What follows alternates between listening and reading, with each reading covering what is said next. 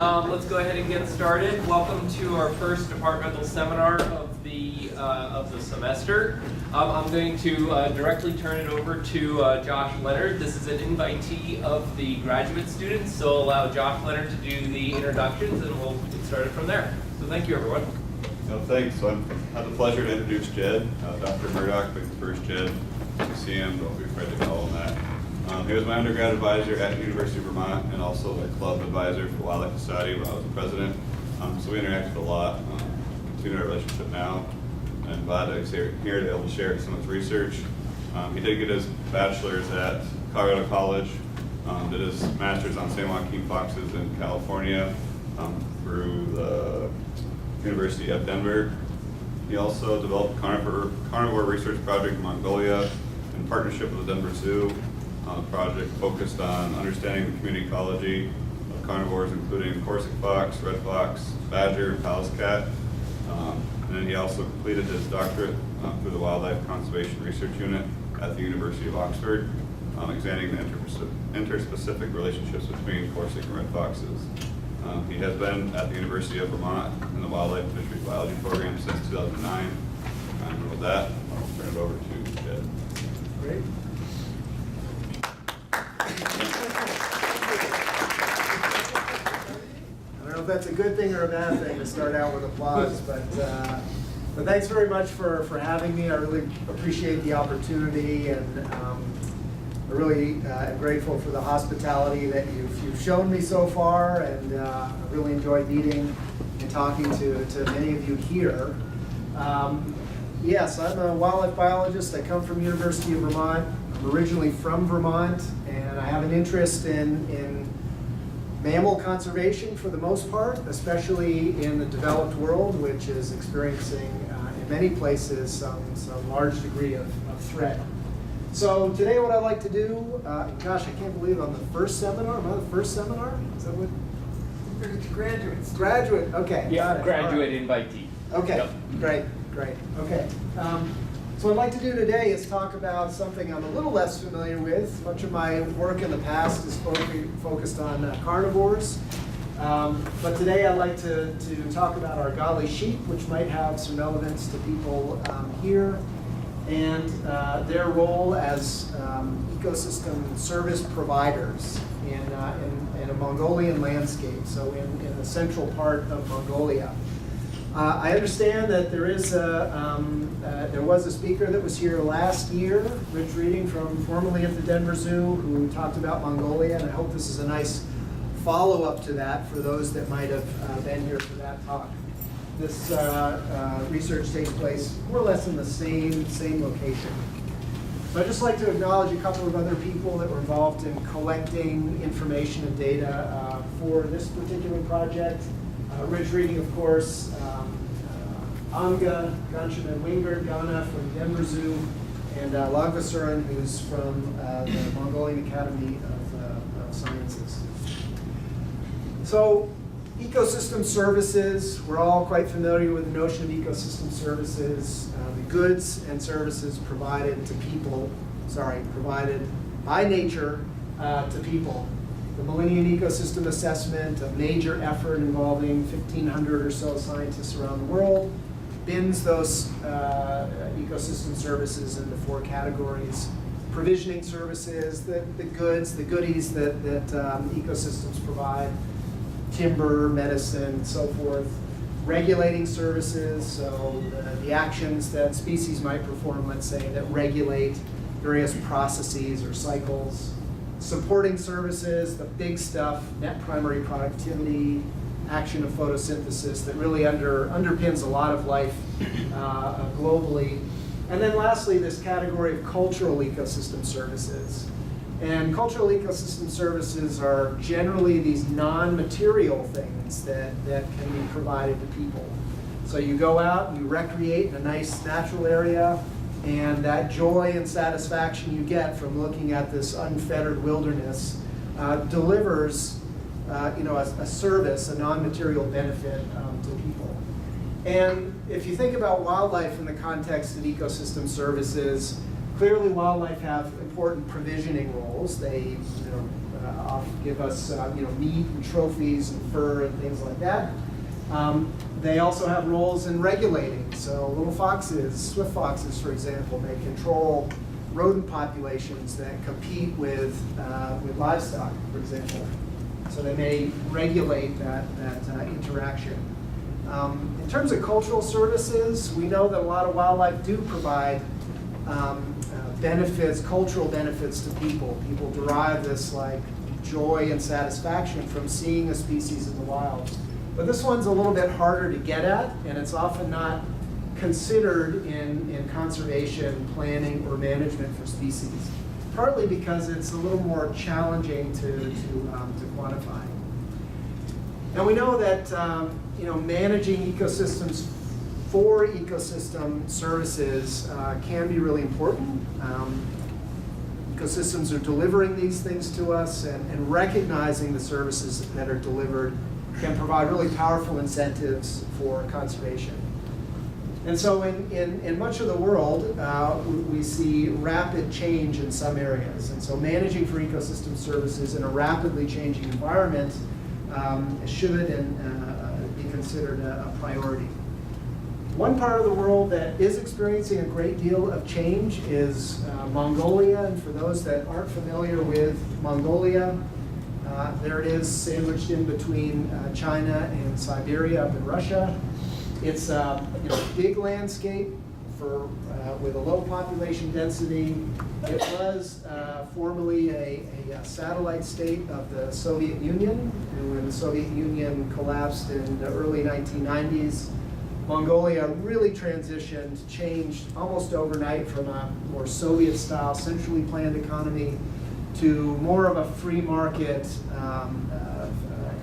economy, and that's had a lot of consequences for the landscape. But nonetheless, Mongolia is its own country. It's sometimes confused with Inner Mongolia, which is a province or a region of China, which is politically, socially a little bit distinct, and certainly part of China. And what we know about Mongolia is that it isn't a really unique biogeographic location. So if you look at the landscape there, you have 3 biomes that are more or less converging on Mongolia. In the north, there are taiga forests that come down. In the east, you have these large grassland steppes that come barreling in. And then from the south, you also have desert, drier ecosystems that form the Gobi Desert complex, which extends into much of southern Mongolia. The landscape itself is variable, and people that live there tend to live a fairly pastoral lifestyle. There's one big city, Ulaanbaatar, which has over half of the country's population. Overall, we're talking about 3 million people in total, so at least 1.5 million live in the capital city, but there are people out there, and many of them live a pastoral life. So they raise goats and sheep, horses, camels, and yaks in some regions that are for subsistence, but also for money, more or less, in these modern day times. So Mongolia, as I mentioned, is experiencing a great deal of development, for better or worse. With this new market economy, there's been an enormous amount of investment in Mongolia, and after this transition in the early 90s of society, the country really discovered that they have an enormous amount of mineral wealth. So copper mining, gold mining, rare earth minerals for your phones and other electronics, various other minerals. So they're quite resource rich. Some of the largest copper mines, for example, in the world are in Gobi and in another part of Mongolia. Enormous operations. And I put this up here because it does represent the potential concern that Mongolia faces. There is, I know I'm on tape, but a little bit of corruption that pervades in the Mongolian government. And And what we see is that large portions, large chunks of the country have basically been made available for sale for mining concessions. So this gives you a map of what is currently either under leased for mining or available for lease. And it's about 45% of the country. This map's been updated a little bit since 2012, but a huge amount of interest in developing the landscape. So a lot of change happening now. Changes include loss of habitat, degradation of habitat, changes in alteration in landscape, infrastructure development, and so forth. We also know that that Mongolia is very continental, and it seems to be experiencing climate change more than many other places. Since 1940, average temperature has increased 2.14 degrees Celsius. So that's more than the Paris Agreement that was recently ratified by the climate change agreement was recently ratified a couple days ago, I think, by the European Union. So they've already experienced this, over 2-degree rise in temperature. We see steppe regions showing on average 0.1 to 0.2 millimeters loss in precipitation as well. And there is pretty clear evidence of shifting ecosystems, steppe ecosystems, for example, these grassy systems that are slowly moving northward.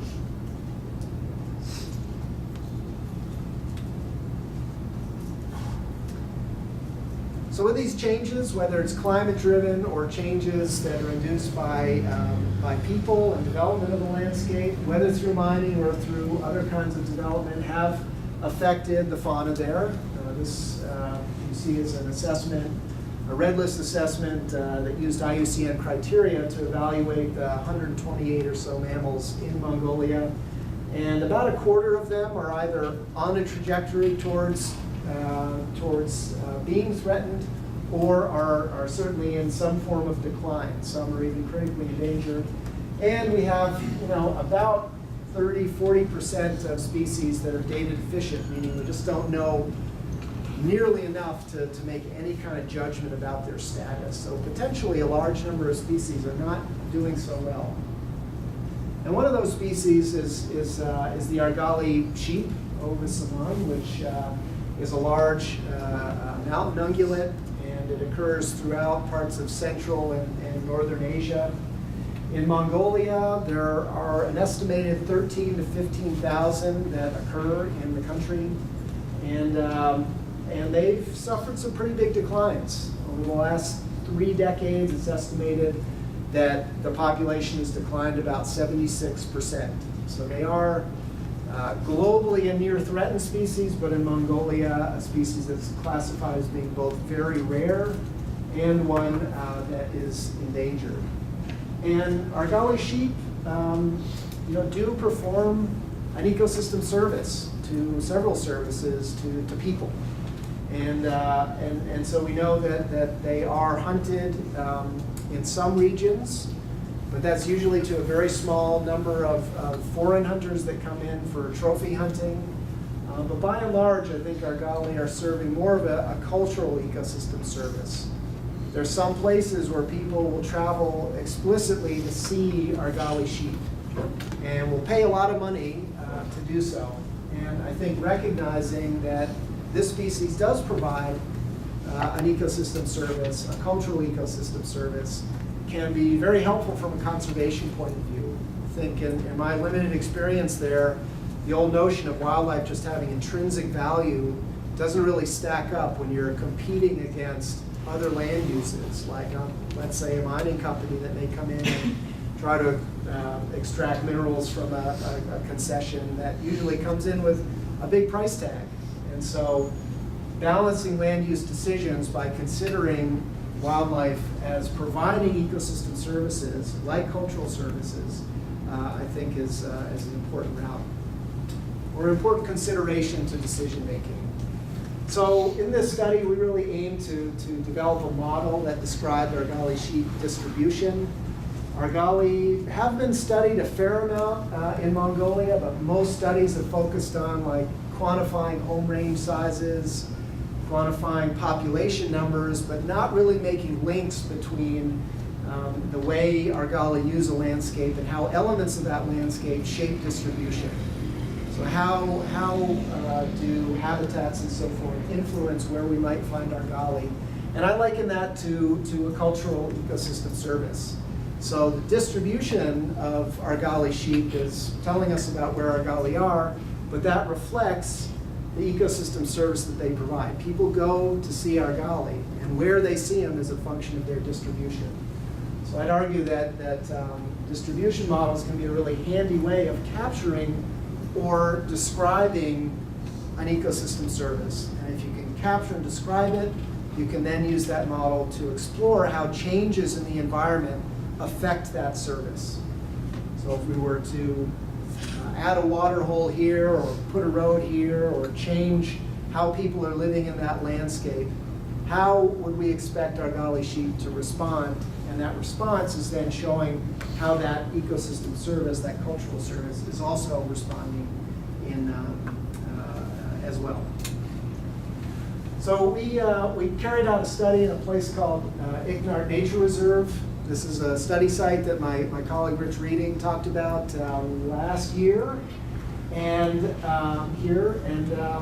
it's a small nature reserve. It's one of the few places where you can actually see argali sheep. There used to be a great deal of hunting here, illegal hunting, poaching, and by and large, much of that has been reduced, so that poaching is very, very rare.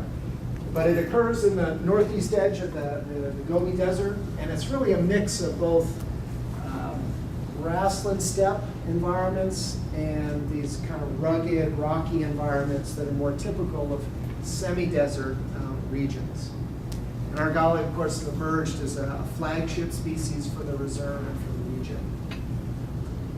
This project was part of a broader protected area development project funded by the United Nations Environment Program. Much of that project involved developing a sister park arrangement with Anza Borrego Desert State Park. That arrangement has led to a lot of reciprocal benefit. Lots of resources have found their way to this study site, and there have also been some nice resources that have come in return from Mongolia back to California. We did get a nice document signed by the governor himself, Arnold Schwarzenegger, that commemorated that sister park agreement. And I have to say, from a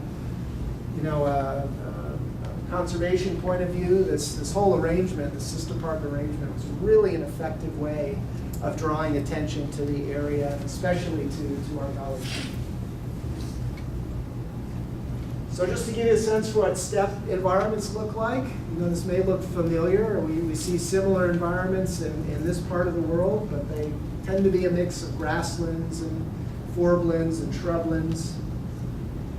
And then semi-desert areas tend to be a little bit more rugged and rocky, and this tends to be where we find argali sheep living for the most part, although some habitats like these open plains provide food resources that seem to be really important to diet.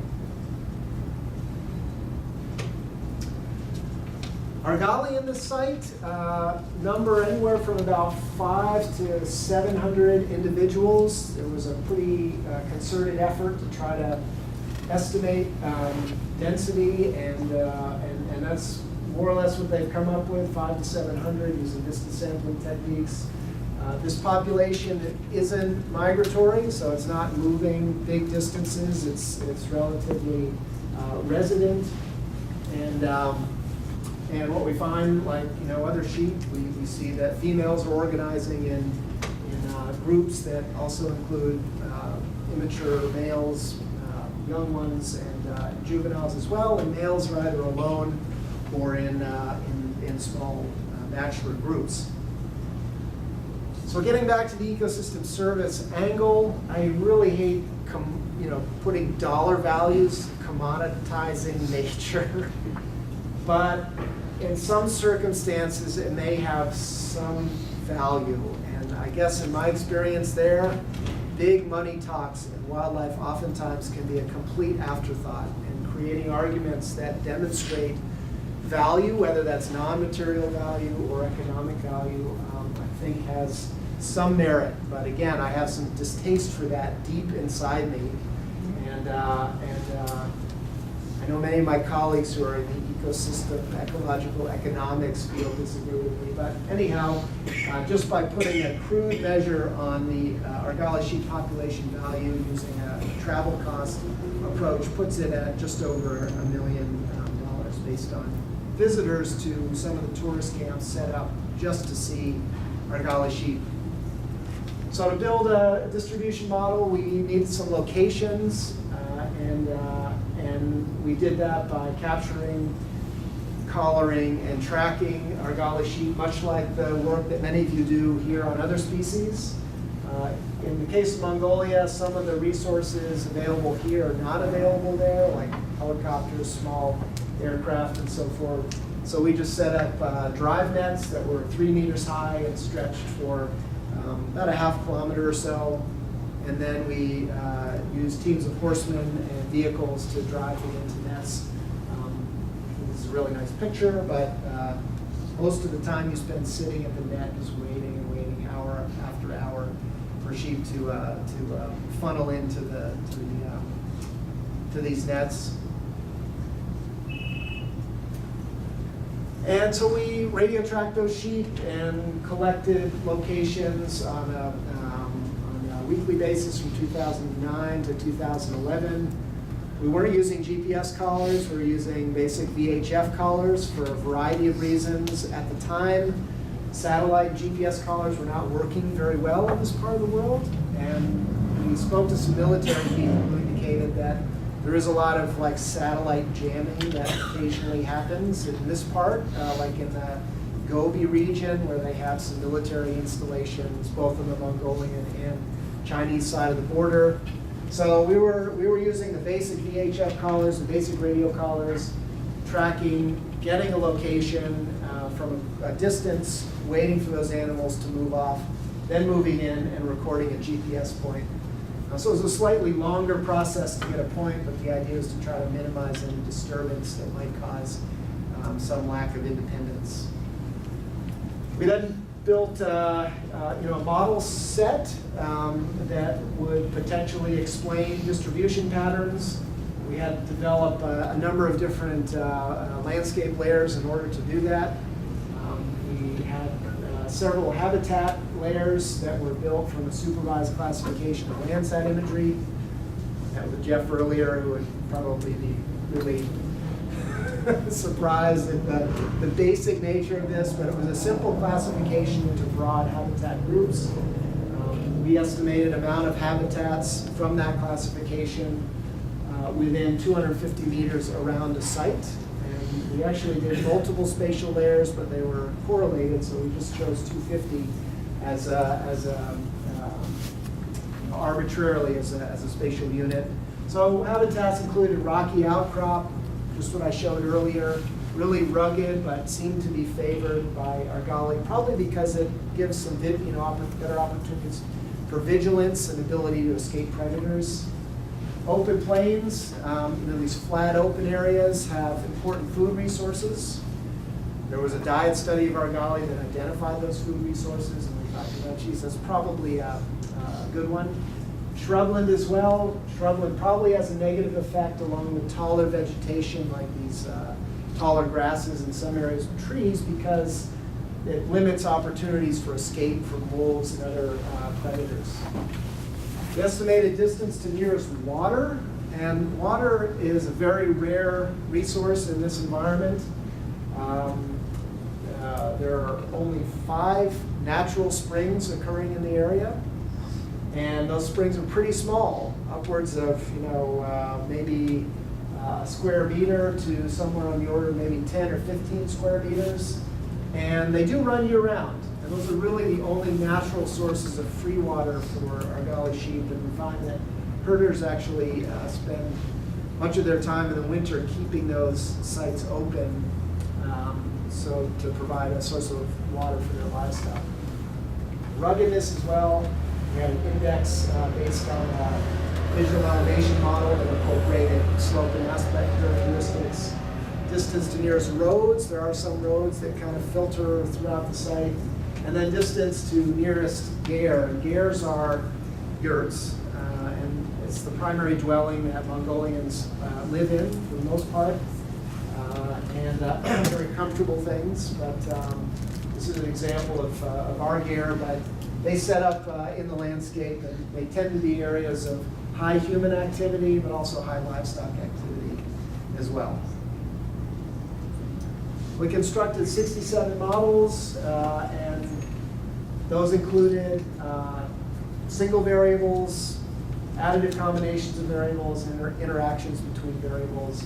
And we bin those into 4 different seasons. They're really based on behavior of Argali as well as the weather that is experienced in the region. And then we created a model across all seasons. By and large, we were able to collect during that period about 2,000 locations. You see a breakdown of some of those points. Those came from 42 females and 39 males, which is a pretty good sample size, I think, for this species. Getting about between 500 and 800 points per year, and used 70% of those locations to build the models, and then reserve 30% of those locations to test how well the model or the models that we created performed. So about 600 points were used for model testing, and about 1,400 points were used for actually building the models. This is a complicated table, but something that's probably familiar to most people. These are just results of our model selection here. And I guess what I just point out is that despite behavioral differences from one season to another, each season and across all seasons, we had the same model emerging as the top model. And that was the interaction between amount of rocky habitat and distance to water. So being in an area with lots of rocks was really good, and being close in proximity to a water source was always also really good. But on their own, as single covariates or as additive combination of covariates, those models didn't have as much support. What emerged was the interaction between rocky and distance to water.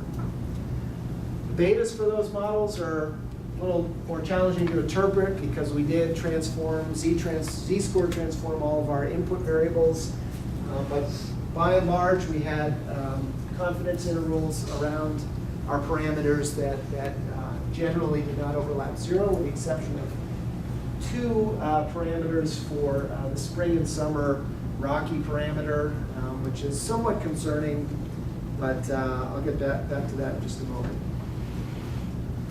So if looking at the interaction a little bit more closely, you see a 3-dimensional depiction of that interaction. So if you're, again, close to water in an area with a lot of rocky habitat, occupancy in this case is quite high. So I should step back. I forgot to mention, yes, that the models we were building were occupancy models. So we're trying to predict probability of occurrence. And we did so using an R package called Max Light that some of you have worked with. I understand Daryl McKenzie was here to give a number of talks in the past on occupancy modeling. He's really the expert on this, but his group, Andy Royal and some others, put together a nice R package that allows for the estimation of occupancy models based on presence-only data, which is what we had. We had locations. These are where Argali occur. We didn't have absences. And of course, there's some limitations when you're modeling just presence-only data. But that's what we had. We had radio locations, and we built an occupancy model for each one. And again, in each season, those occupancy models showed that the interaction between these 2 variables, distance to water and proportion of rocky outcrop, were driving the system. So springs had a really important effect on landscape quality for the species. And if you visit that landscape, it's kind of apparent. We see Argali, by and large, spending a lot of time in proximity to these very few resources that are in the landscape. There's only 5 springs, and they're tiny. They're like, at most, the length of these tables here. And those are also heavily shared by livestock, which creates opportunities for disease transmission conflict. If you simulate the loss of those springs in the landscape, take them out, and then evaluate landscape quality by taking an average across pixels in this entire landscape, we really saw that in the reserve itself, in the Ignart Nature Reserve, a 98% decline in average occupancy. And there is a core area, a part of that reserve that gets a lot more protection than other parts of that landscape. We saw upwards of about a 77% loss in landscape quality. So pretty strong effect to springs in this landscape.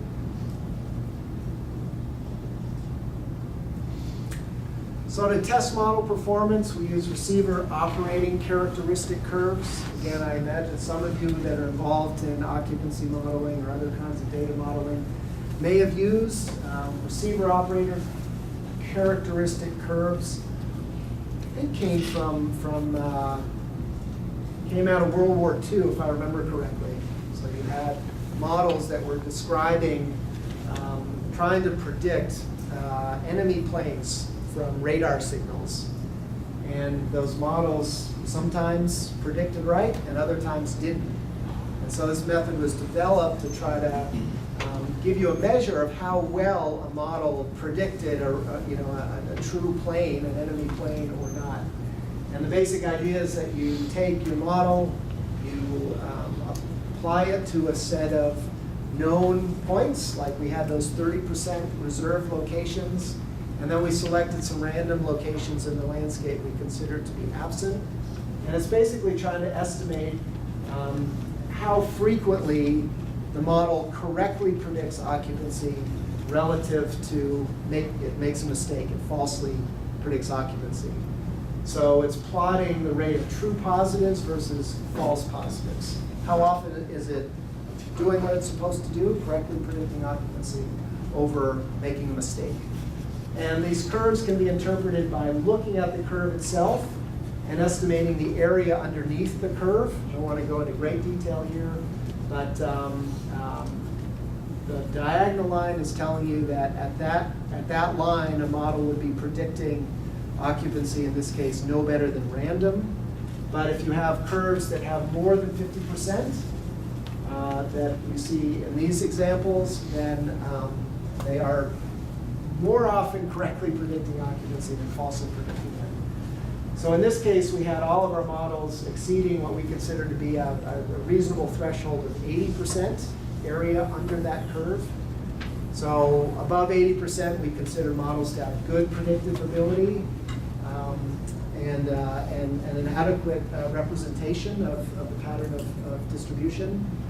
And in most cases, we had well over 80%. We had 92% in one season as well, which I think told us that these models did a pretty good job at making reasonable predictions of occupancy. So to bring this back around in terms of values and conclusions, I think in this case we did try to really develop a model that linked Argali and landscape conditions. And as far as I know, these are some of the first occupancy models for Argali sheep. And I think that can go a long way in terms of not only understanding how Argali are using this landscape and what elements are important for landscape quality, and the kinds of effects that different habitats or features have on the species. But it also gives us a means of also mapping the distribution of an ecosystem service. And as I mentioned before, Argali do provide this great service to a lot of people, and the distribution of them is captured, I think, by an occupancy model which gives you a probability of occupancy that I think relates to the chance of seeing that species in the wild. So it gives a framework for evaluating how different kinds of changes in the landscape affect distribution and also the service that they're providing.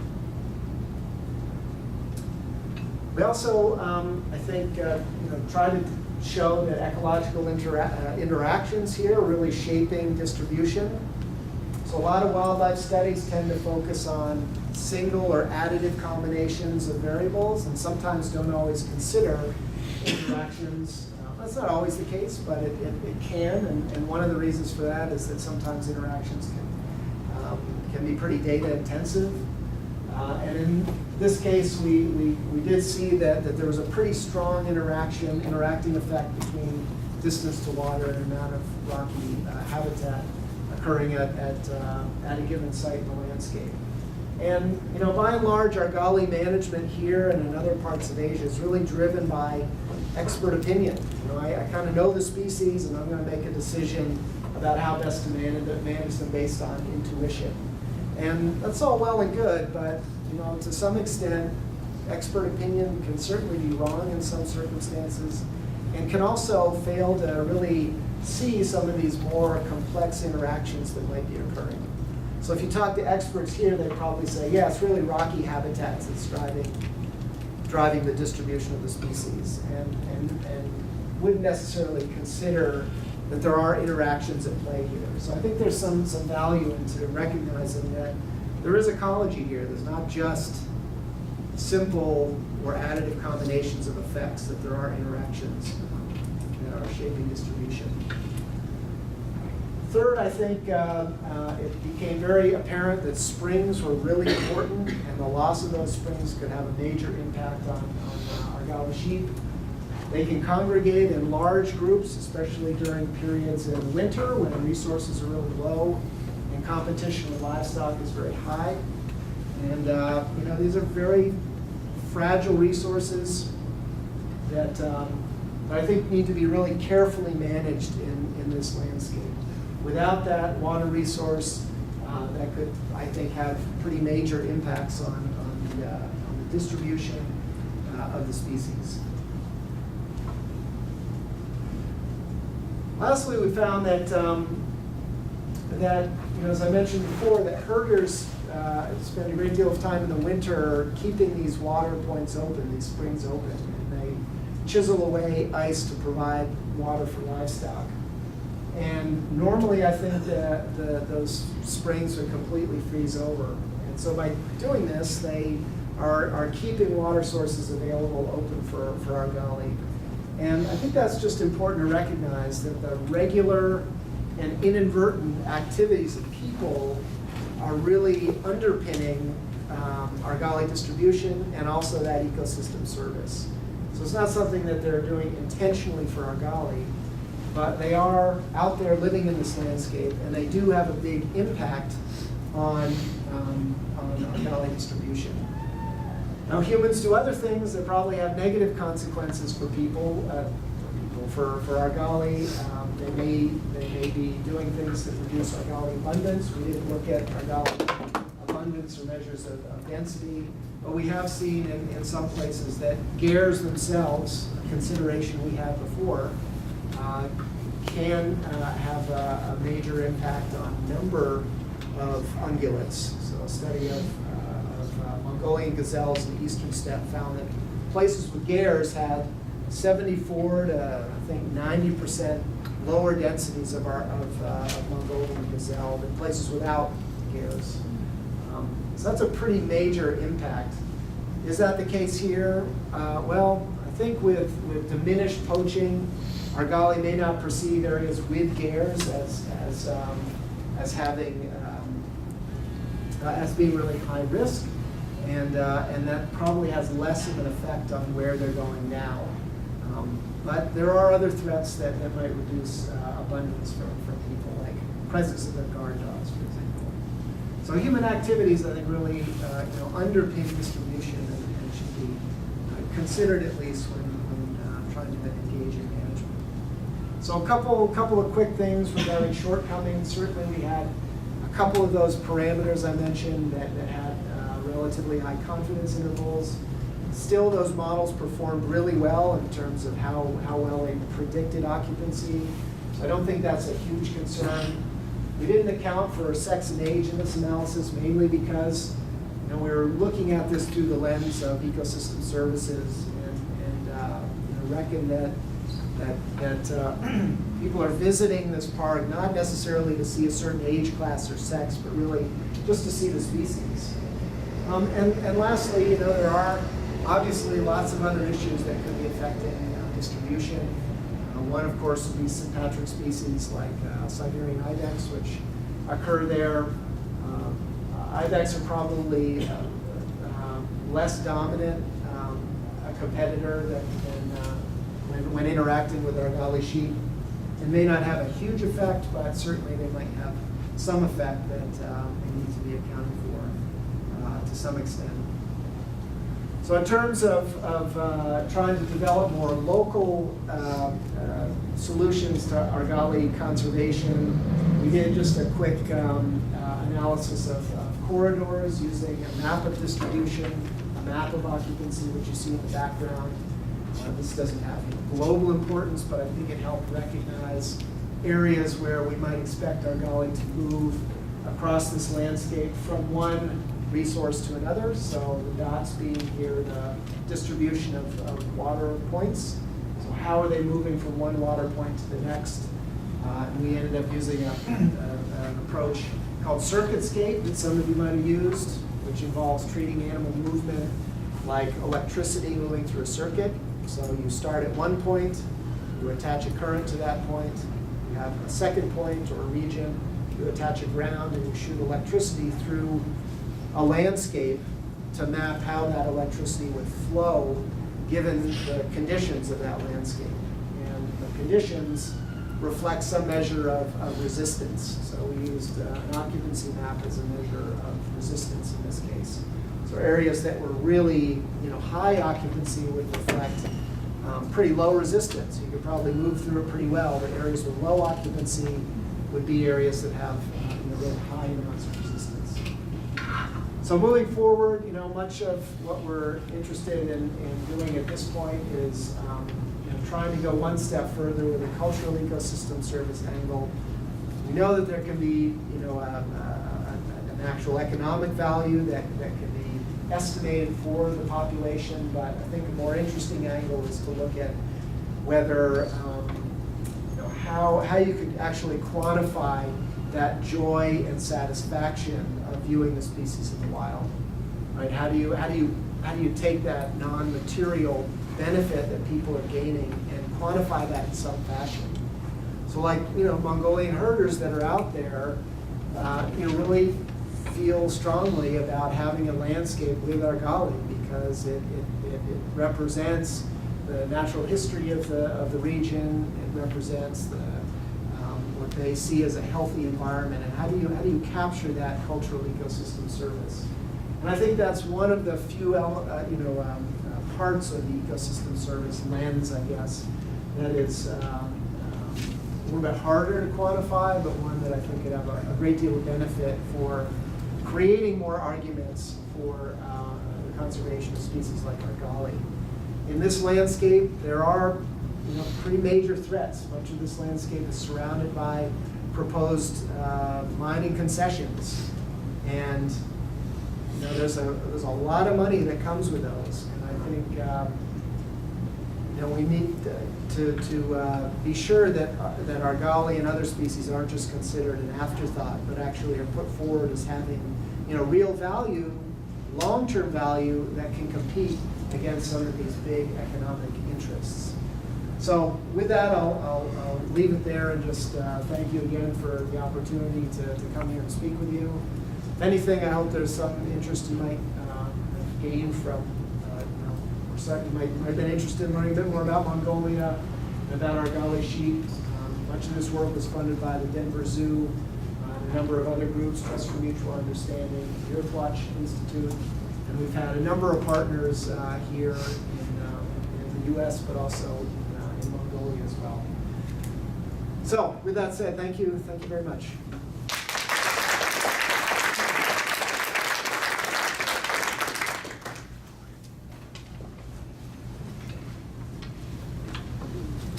So given the declines that they've experienced, is there any interest in doing any kind of conservation to increase population sizes? And I mean, it's with their dependence on water. I know in western U.S. where there's a lot less water, they put in these surface water collectors called guzzlers to try to get more wildlife on the Yeah. landscape, and is there any?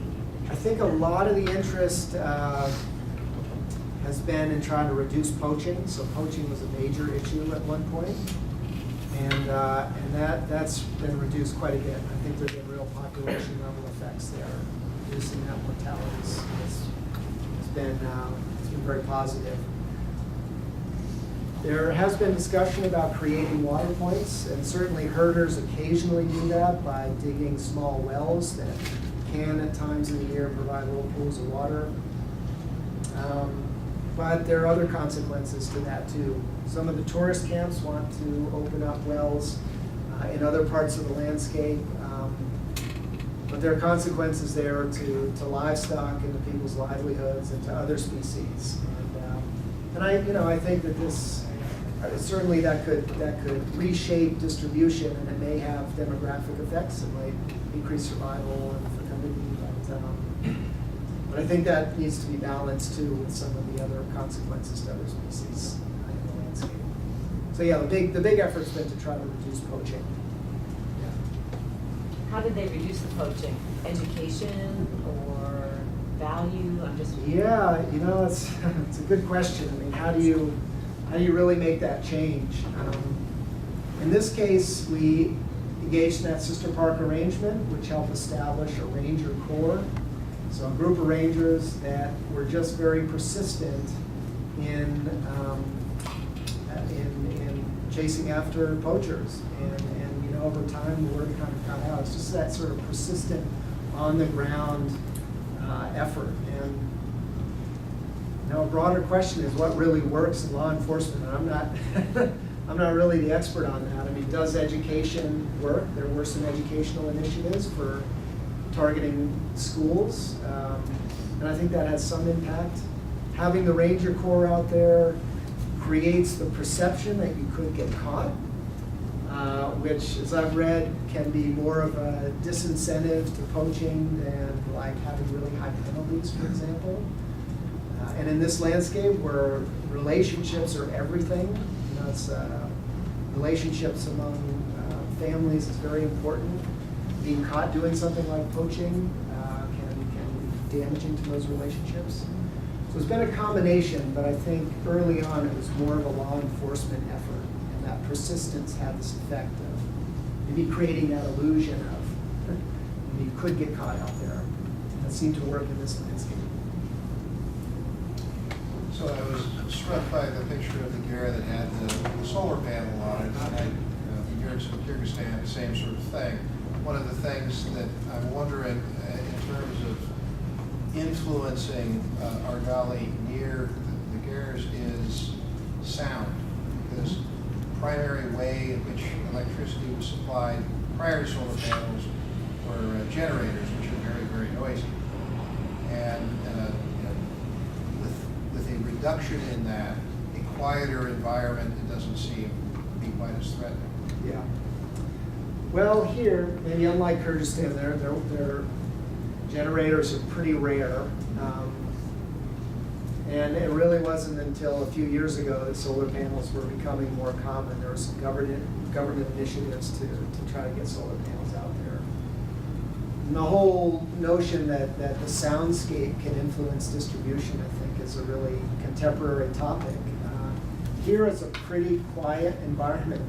It's very silent. It's almost eerily silent. And many have argued that that's unfortunately a consequence of too much hunting of a lot of species. But I think in the case of gares, noise is not a major issue that it might be in other places where they're living in gares. There are some small little wind turbines, but again, they don't generate enough noise to make a difference. In some other places, though, I think soundscapes and areas of high noise should be a factor that's considered in some of these distribution models, especially for birds and some other animals too. Did you call the data in any way as far as your modeling is Sorry? concerned? Like just dealing with animals that survived, for example, versus animals that died, and not utilizing those points in any way? Or or was this just any point that you had was used if you wanted? We used, we basically used every point that we could get, partly because they're hard to get. We had some animals that only lived like 2 months. And I guess we could have cut those out, but we decided to keep those points in. We did try to focus mainly on adults. So we didn't necessarily capture younger individuals, but they tended to be congregating, in most cases with females. It's a challenging system, as you know. You have this kind of fission-fusion society and a lot of dynamics going on within social groups, and sometimes those are hard to control for. I think we could, if we were to do this again, it might be interesting to look at some broader scale differences, like between males and females. A preliminary analysis pretty much showed a similar relationship again, with that interaction seemed to be emerging. And I was really struck by how strong that interaction was and how recurring it was as well, despite pretty strong differences in seasonality. In terms of conditions in the environment, that relationship was just holding consistent from one period to the next. I just didn't expect that to happen. So yeah, we try to keep most of the data in, and there might be some biases that come with that. With the reduction in poaching and increased population, are you noting any changes in range condition or forage abundance? Yeah. It's a good question. There hasn't been an enormous increase in the population size, but getting at that question, I think, involves really also controlling for climate impacts that have happened over the last decade. This is kind of a feast or famine region in the sense that some years are very flush with heavy rains in the summer, not heavy, less than, but really intensive periods of rain, and other years are bone dry. And that does have a big impact on forage availability. There's also a complicating factor, livestock. The number of livestock in that system fluctuates a lot, depending on the state of the winter. So in wintertime, when we have conditions that are really icy cold, these so-called Zud periods, there can be major die-offs of livestock. But other years, we have really high production. So to get at that would also involve trying to get a handle on that, and it's a little tricky. The administrative units there try to keep track of how many livestock there are and how people are distributed in the landscape, but those numbers are not all that reliable. And frankly, after the Soviet Union collapsed, the real systematic systems they had in place to record and monitor livestock and other indices of range condition have been very inconsistent. So there is a fair amount of competition if you just look at overlap in diet between argali and livestock. There's a great deal of overlap, and the assumption is that there's high competition for forage between them. So it's certainly something to consider in the longer term, how many livestock are in that landscape and how they're using that landscape. Clearly they're using water a lot, especially in really dry periods like over the winter. And there are other issues that come up related to disease management around that. Again, that's just another consideration for the future. I was curious about the mining areas and how close they are to this preserve and how that might have impacted movement or where they are. There is an old uranium mine right on the edge of the park with a family that lives there still. It's not active at the moment, but there are probably 4 or 5 mining concessions that are up for tender right against the border of the reserve. So I think those concessions are for uranium, but also exploration for some other things as well, and that's been a contentious issue. Mining brings in a lot of money. I'm not anti-mining by any means. There's some mines like the Rio Tinto mine in the South Gobi that is like a city. At one point, I think they had somewhere in the order of 10,000 people living there, developing this mine, and it's, I think, very well run, and it brings in almost something like 200 million US just in tax revenue to the government per year. I mean, it's a big windfall of money. But that needs to be carefully managed. So Mongolia, it's just an interesting place.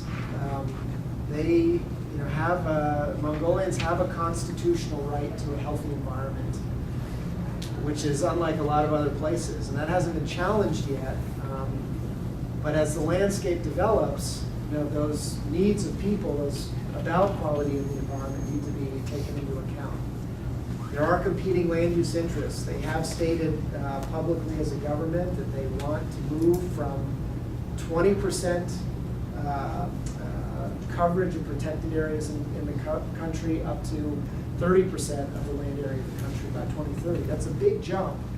And to do that would involve competing against mining interests. So the question is, how do you develop a system that balances all these various needs? And in our case, in this smaller region, we've really tried to angle more towards like a structured decision-making angle, which is something that we do here in various federal circles. The idea being that you have a number of different objectives. Those objectives would be social, cultural, biological, economic, and then a number of different ways, actions you could take to achieve those various objectives. And then using simple decision-making frameworks that really try to integrate all of those different objectives and options to try to highlight what kind of actions might give you the best bang for the buck, so to speak. And models like this, I think, can be really informative because they can demonstrate the consequence of different actions. Like if we do allow this mine to occur, what's the consequence on landscape quality for Argali? And each each action has different consequences for your objective. So anyhow, I think thinking about landscape management as a decision-making problem is something that could be very beneficial at a lot of different spatial scales in Mongolia.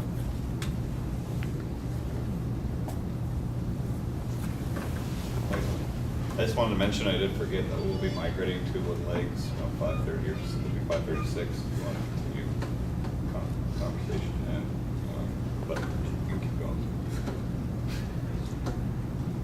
So, Yeah. one brief question. Mining, in some types of mining can influence water table levels. And so not only do you have the immediate effects of the disturbance created by the mine, but you can have very distant effects on regional water tables that could potentially impact your spring. Is that a concern? Good point. A potential concern. Right now, we don't have mining at this site that is big enough scale, I think, to have that kind of impact. But definitely in other places that have Argali, similar landscapes in the Gobi, for example, are confronting this issue. That mine I mentioned uses a huge amount of water from Burlington, so I'd say huge, like St. Louis, I guess. Huge amount of water, and that's been a concern, and I think they're trying to address that in various ways. But considering those indirect effects that might be more distant need to be considered, and it's not always easy to do that. I think we tend to focus more on the direct, immediate threats of the site. But yeah, that's a potential concern if big mines go in. Yeah. So if the sheep are dependent in some areas on human sort of facilitation of water sources, can you estimate what would happen without that facilitation to distributions, maybe seasonality and migration patterns? I really don't know. I mean, I could speculate. Without those people, you would still have those water sources producing water. but you'd have less draw in those water because you might have fewer livestock. But in the winter, they would freeze over, and that might induce dispersal. It might induce some small-scale migration. I'm not sure. I mean, presumably argali were there before people managed to hang on, but how they existed is hard to tell. So I think for most of the year they do okay, but in the wintertime, that's when you probably see changes in movement behavior and maybe some demographic consequences. Might be an interesting extension to Yeah. the model. I think so. I mean, I just find it interesting because, oftentimes we think about people as just being bad out there. They're out there, doing things that compete directly with wildlife and interfere with their demography or biology in some fashion. But here, they're living in this landscape and doing something that really underpins distribution, which then comes back in some ways by creating a distribution that has benefit for a lot of other people.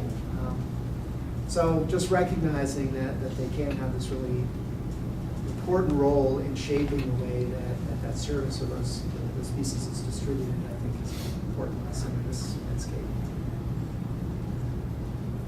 We'll just give, I think Roger Gates is the only one remotely today. We'll give him a chance to ask a question.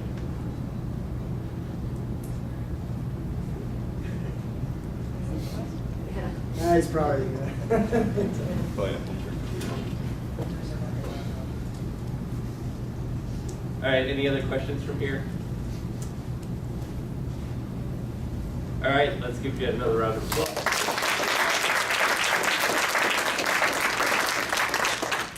Thanks again for coming. Have a nice afternoon and nice evening. So thanks again. I do want to thank you, Michelle, as well for hosting me. I really appreciate, again, the hospitality, and really enjoyed meeting a lot of you, and look forward to future conversations. So, thanks for coming. Thanks, everyone. Wooden legs in a little while.